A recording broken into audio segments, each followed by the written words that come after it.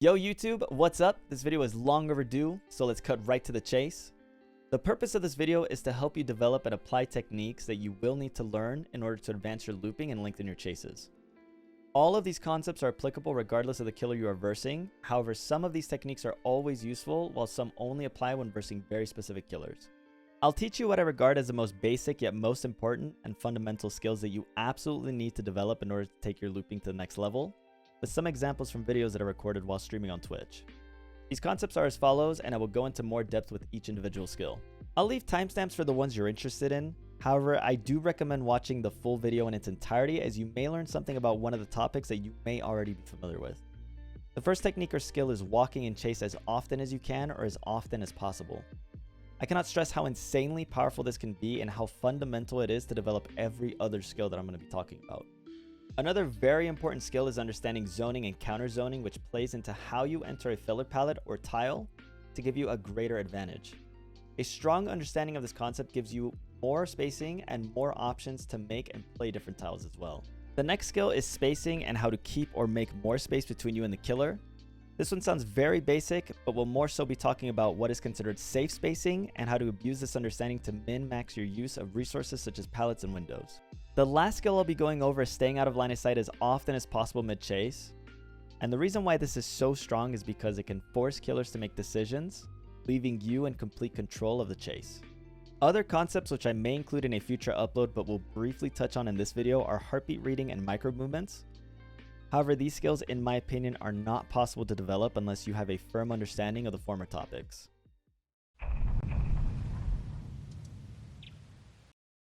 The first subject, as I said, is walking, and as you can see from this clip, as long as I am walking and the killer is moving all in line of sight, chase will not be initiated.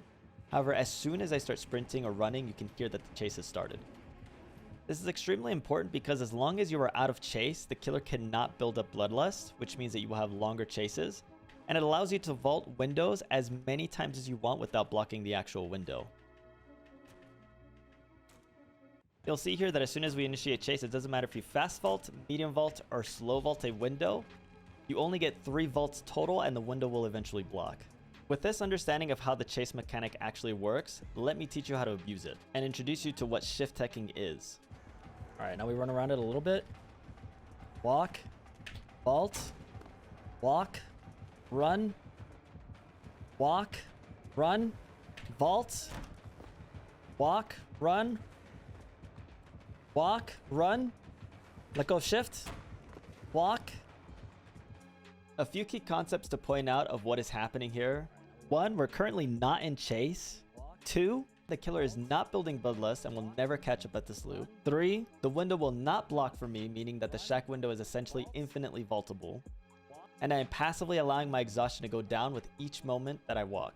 To avoid confusion, yes, I am being chased by the killer, but the game doesn't recognize me as being in chase because there is no chase music. What you're actually listening to is the killer's terror radius, which does not mean that we are in chase. Notice the transition now that I'm running, how the music changes. This is killer chase music, meaning that we are currently in chase. As explained earlier, this is the reason why we're able to vault the window multiple times.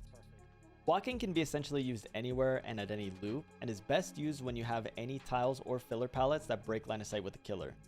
Shack is by far the easiest to learn, and I highly recommend learning it here first and then applying it where and when you can. For Shack specifically, you want to briefly walk out of the killer's line of sight right as the killer is entering line of sight with you. These spots will always be at the Shack doorway and right after you fast vault Shack window. Note that as soon as my fast vault is locked in, I am already letting go of my shift key or any key I'm using to sprint. You should be sprinting anytime you are out of the killer's line of sight, which is here and here for Shack specifically. Note that when trying to walk or shift tech at any loop, whether that be at Shack or a different tile or filler palette completely, holding your sprint key mid-vault animation will initiate chase every time if you are in direct line of sight of the killer.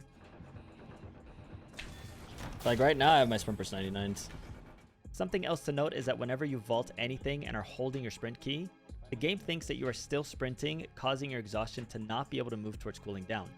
However, letting go of your sprint key once your animation is locked, the game will think that you are currently walking regardless of the animation being performed. Walking is a very powerful tool that you can use as a survivor to avoid or break bloodlust.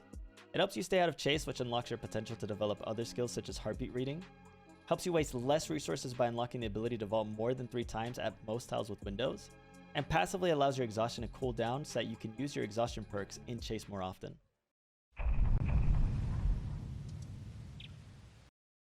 The next topic I'll be going over is zoning. In brief, zoning allows killers to push you into areas of the map or tiles that are favorable for them in order to get easier tags or potential downs.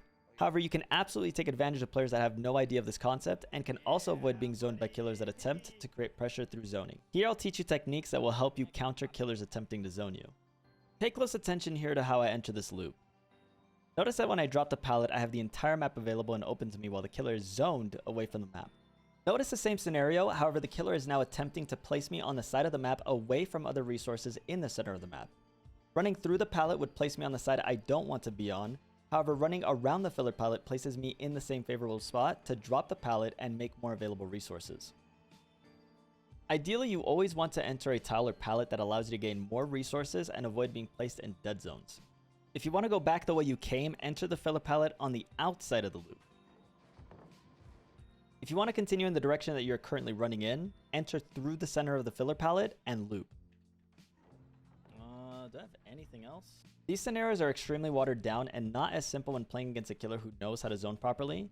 And in situations where you're zoned, here are methods to combat being placed in unideal spots. Take note how after the pallet stun I immediately make distance from the pallet almost as if I'm about to leave the loop.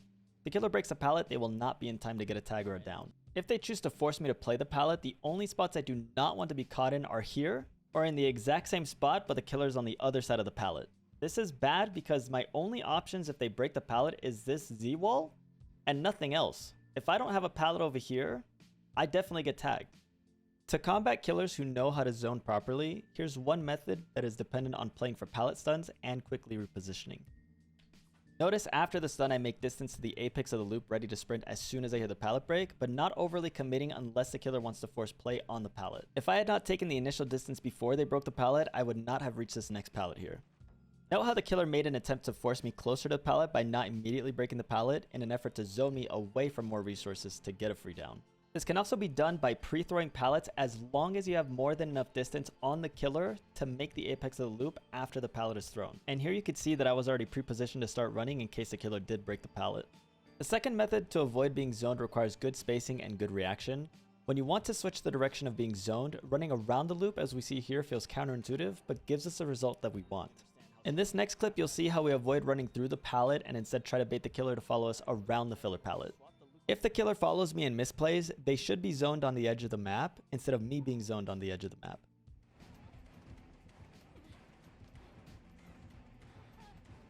Notice how if I run through the pallet now, I will be zoned on the edge of the map with no resources available after. See? See how we didn't zone ourselves right there? What makes zoning and counter zoning so strong is that in order for the killer to zone you when you are fighting to not be zoned, is the time wasted while they attempt to properly zone you. And not properly zoning a survivor leads to even more time wasted and longer chases. Here I know that I'm on the wrong side of the loop, but seeing that they might break the pallet I attempt to pre-run hoping they misplay. However, the killer being aware forced us to zone me. The only reason why I didn't go down here is because I had a teammate, and I had a little bit of distance seeing that they had to run all the way around to break the pallet. To summarize, zoning unlocks your potential as a player to extend your chases and connect more tiles and pallets. To get good at understanding zoning, you need to be actively thinking about it when playing. Eventually, you'll begin to know how and where to position yourself to counter zoning and what you need to do to avoid it. Thinking about where you want to go and how to reach that area helps immensely with decision making when attempting to learn the skill. Also note that not every pallet is zonable. Depending on the orientation of the filler pallet or the tile, regardless of how the killer chooses to play the pallet, you will always be able to reach a resource if you understand how to position yourself correctly when the killer chooses to break the pallet. On some rare occasions, or when versing very strong killers like Billy or Blight, there isn't much you really can do to avoid being zoned unless you learn how to maintain proper spacing, which is our next topic. With that being said, I'll explain what spacing is. Spacing is the distance between you and the killer, and from what you can see here, Trapper and I were 5 meters apart. An obstacle between you and the killer creates more spacing, while no obstacle between you and the killer creates less spacing. This concept is very simple, but very misunderstood in regards to playing very efficiently and well. I see a lot of players mismanage their spacing by camping pallets, allowing the killer to close the distance, as well as seeing survivors not take the spacing that they have to skip tiles or pallets to leave more resources available for later in a given area. Unfortunately, with the killer being close in chase, your spacing is also determined by your ping, which eventually you learn to get used to. Spacing is also highly dependent on whether or not you are versing a high mobility killer as well. With high mobility killers such as Nurse, Blight, Billy, and Kaneki, just to name a few, you need to learn to respect hearing the terror radius and pre-run to a safe tile or pallet every time. If the killer is currently chasing someone else, but near you, the option is yours to risk continuing the objective or playing safer. Spacing, especially against these types of killers, are most important because your chase with them will always feel like they close the distance very quick and at any moment. Because there are so many killers that change what I consider to be safe or healthy spacing, the spacing that might feel safe against an M1 killer may not feel safe against a different killer. Learning what is safe for specific killers takes a lot of time, but I'll help you with some general information that can be applied to most, if not all killers, with exception to Nurse. Maybe in a future educational upload, I can go through and teach you how to maintain healthy spacing against specific killers. So you should let me know in the comment section below what killers you struggle with, and which ones you would like to see. In general, against most killers, for example such as this Myers, when you have a lot of distance, this is very safe spacing, and you should use this distance to take a killer to a part of the map where no gens are being worked on, or to an area where gens have already been completed. Notice how I took the safe shack window and then path to an already dropped pallet. After playing the pallet, I skip the pallet next to me and make my way over to main, which has the next strong window. Skipping tiles or pallets allows more resources to remain in that area, and reusing strong windows such as shack or main allows less use of every resource overall. This is understanding your spacing, knowing what you can make depending on how close or far the killer is from you. With that being said, running to strong windows first before using pallets will always be ideal, as strong windows allow you to maintain a healthy spacing, regardless of how close the killer tries to get. Again, this applies to most killers, but not all. Ideally, you always want to path towards resources that are very strong or very loopable, where you can waste the killer's time more. With the deep understanding of the concepts of walking and zoning, which we talked about, a killer building up Bloodlust can create very unsafe pallets and tiles for you, as the spacing between you and the killer can be closed way faster as the killer begins to move faster. To maintain healthy spacing at all times, ideally, you want to avoid playing a pallet for too long without dropping it unless you are constantly breaking Bloodlust, by walking, which gives you better spacing. Notice how safe I'm choosing to play against this pig player with Bamboozle. Anytime I pre-drop a safe pallet, a lot of space is immediately created between me and the player. Upon creating even more distance, pay close attention to how I choose to path to another very strong window instead of the pallet. Having map knowledge helps immensely when choosing what tiles or pallets you can connect to, or what tiles that you should or shouldn't skip. Developing the skill of utilizing created spacing to skip or connect tiles to arrive at stronger windows or tiles helps a tremendous amount more when you are being targeted or tunneled. You can absolutely abuse this skill to create a lot of spacing by prioritizing god pallets and skipping everything else that is not a very strong pallet. The only exception again being high mobility killers, which we previously explained that you must respect their terror radius by pre-running to safer tiles or pallets. This initial distance that you create by pre-running might be the only initial distance that you might create between you and the killer, which is a huge advantage. But here's an example of what I mean. Everyone who is familiar with competitive DBD know that during spirit sets, the first survivor in chase will almost always take a tag versus spirit and run directly to shack pallet. This is because shack pallet is the safest, and from shack you buy enough time and create enough space to path to an area of the map where gens are not being worked on. In this recorded video, I was playing with Aaron, Zaka, Sui, Skirms, and Nightlight in a tournament, and just listen to the comms. Where do I go? So you get back on the gen. I'm on it. You need to die deep 9, you need to die deep 9. Go shack, go shack, go shack with SB. Go deep 9, go deep 9. It's pop, it's pop, it's pop. Nice. Drop shack and then go deep 9. Yeah. Iron, we need to start too. He missed. I'm on my way straight away, I'm on my way Nice. straight away. Just start to hold chase now and then DS after. Yeah. Die over, you need to go deep 9. I'm going deep 9, I'm going deep 9. Nice. Come stack 2. Coming. I'm way deep 9, I'm way deep 9. He's gonna try and torment. Yes, away from 7 mid. Nice. Yeah. He can out. It's full deep 9, We have Yeah. also a gate on 2. Just try to die full deep 9 he or can die or 7. 7. He can die Yeah, 7 as well. Okay, I'm going 7. Yeah, I'm going Nice, going Try to 7. hold chase now. Yeah, if I get on 5, so you're gonna come down. In this particular setting, if you were paying attention, you could see how much distance I made just from running to shack pallet specifically and dropping it. This is because shack pallet is very, very safe, and the killer is forced to break it in order to continue chase. This is why maps such as the game are so much easier to play. There's so many god palettes that give free spacing and distance just from dropping them that even a completely new player with windows of opportunity can take advantage of them. In this next clip, you'll see me run straight to a god palette and immediately drop it, and then you'll see me pre-run as well to the next palette and immediately drop it. God palettes and strong palettes will always give free spacing. The reason being because they are either impossible to play around or the loop is too large that the killer will waste too much time trying to get it down at them. Also note that when stunning a killer, they will always lose a stack of Bloodlust or have the time reset for them to reach Bloodlust 1 if they have not reached Bloodlust 1. Playing for stuns gives additional spacing when playing to zone as mentioned, but if forced to play the palette, the loss of Bloodlust allows you to reset your spacing with a palette now separating you and the killer. To summarize, this concept is very simple but often mismanaged. At its core, and in terms of DBD, spacing is all about paying attention to the range of the killer's ability to injure or down you, and minimizing their range through correct looping and maintain distance. Think of it as a tug of war where the killer tries to close the distance and you continue to slightly increase or maintain spacing. When the killer locks onto you from far away, take this opportunity and additional spacing you have to get to safer and stronger tiles away from progressing gens if possible. Even just running in a straight line to the furthest point is a significant time waste for the killer. The last thing you want to do is run to a tile in your immediate area because the time waste is less and you gave up your space advantage. As you get better at spacing, when additional spacing is made during chase, more tiles can become more accessible to you. You'll have more options such as to stay at the current tile, connect to a different tile, or entirely skip tiles. Depending on the scenario, if you don't feel safe at your current tile, take the opportunity to connect to a different tile or skip to a further one. This takes a deep understanding of spacing, proper map knowledge, and remembering what RNG spawns you have to utilize as needed. Skipping tiles can be very beneficial and powerful, as it leaves resources in that area where you were looping and does not exhaust all of the resources creating dead zones. This one is obvious, but make sure you're utilizing pallets or loops for as long as possible before exhausting them, which can be done when you enter them with sufficient spacing. An exception to this is when you need to play safer. If you are being hard tunneled or targeted, always prioritize the safest pallets to force more spacing between you and the killer if possible and to waste time. Rewatch the Pyramid Head clip on Wreckers and Ghostface on Ormond to see how much ground can be covered after using very safe pallets.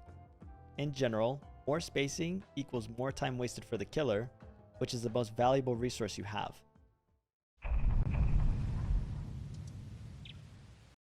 The last topic is breaking or staying out of the killer's line of sight as much as possible or as often as possible while being chased. I'm not referring to stealthing the killer, which has its own merits and value, but pay close attention to this next clip and the later clips that will be shown.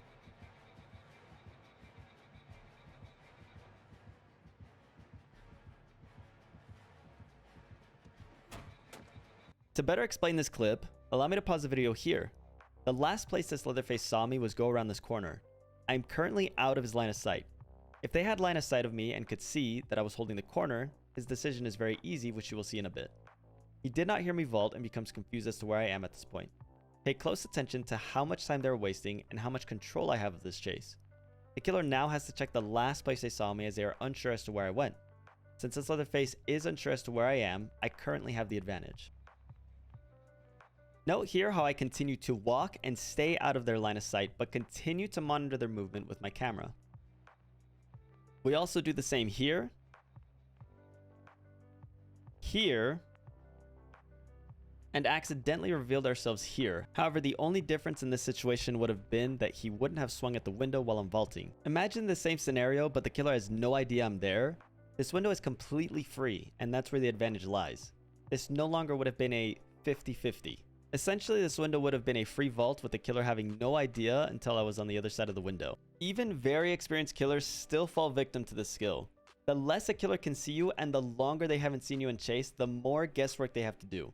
Your advantage is tracking them with your camera and taking the free spacing they give you. This skill requires good spacing in order to break line of sight in chase for it to work significantly, and of course a more experienced killer may considerably waste less time in order to minimize their guesswork. This doesn't just work at TNL walls, this can work anywhere where there are a lot of walls and space between you and the killer. One of my personal favorite places to utilize this skill is at 4 lanes that have even longer walls than this tile. There's not really much to talk about here as I feel this is better shown than explained verbally. However, I cannot emphasize the power and great advantage you gain by simply breaking line of sight and briefly pausing to see how a killer reacts once you're immediately out of their line of sight. Your advantage is lost when you also lose line of sight of the killer at tiles, which for the most part, you do not always have to have constant line of sight of them if you hold proper check spots. A short takeaway: with proper spacing after breaking line of sight, hold your check spot at large long walls and watch what the killer does. If you hold the correct spots and have distance, you will always be able to react to what the killer does. Stay out of their line of sight as often as possible. The longer you stay out of line of sight, the more guesswork and tracking the killer has to do. Killer will always begin mind games as soon as you are out of line of sight. Playing a bit more patiently when exiting a killer's line of sight and using your camera to peek around corners gives you a greater advantage, as you will see what they are doing while they have no idea what you are doing. There are so many intricacies and minor details to looping that I find most people just aren't aware of. Just like a professional basketball player practices their form when they hold and shoot the ball to perfect their craft, looping properly in Dead by Daylight has deeper subtleties that separates an average player from a very competent survivor. There still are more things to learn, but these are by far, in my opinion, the most basic and important techniques and skills to develop to really advance your survivor looping. This is not a beginner guide. However, I will be creating a beginner guide as well to assist newer players. If you are a newer player and watch this video in its entirety, don't feel discouraged. This game requires a lot of time to learn to play extremely well, especially when it comes to knowing how to play against a variety of killers and killer powers.